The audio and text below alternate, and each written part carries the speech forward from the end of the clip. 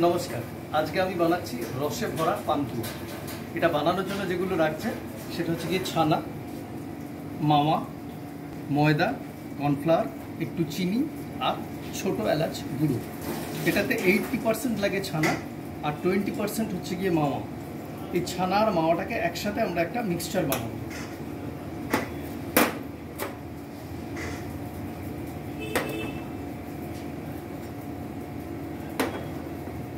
কেজিতে 10 গ্রাম দেব ময়দা, 5 গ্রাম কর্নফ্লাওয়ার। আর এটাকে নরম তুলতুলে করার জন্য এতে ইউজ করব চিনির দানা আর ফ্লেভারের জন্য সামান্য ছোট এলাচ গুঁড়ো।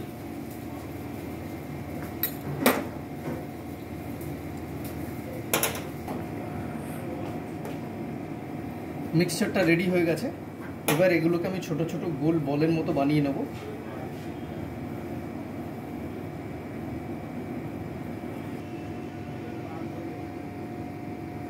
আমি গরম তেলে ভেজে নেব।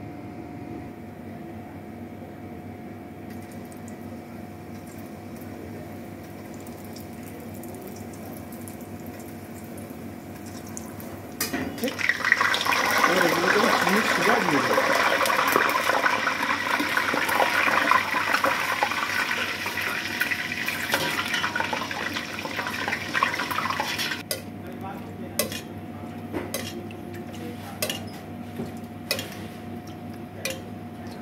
এটা হয়ে গেছে, রসটা অ্যাবজর্ব করে নিয়েছে। এবার এগুলোকে আমি প্লেট করব।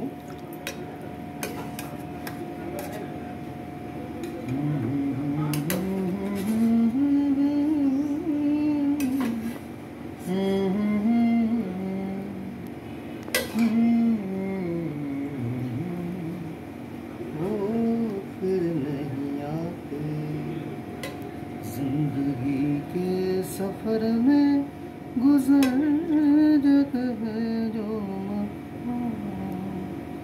वो फिर नहीं आते, वो फिर नहीं आते।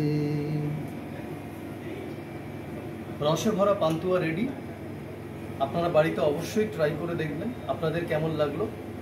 আর এই পুরো রেসিপিটা জানার জন্য অবশ্যই লাইক করুন, শেয়ার করুন আর সাবস্ক্রাইব করুন আমাদের official YouTube channel culinary melodies. নমস্কার।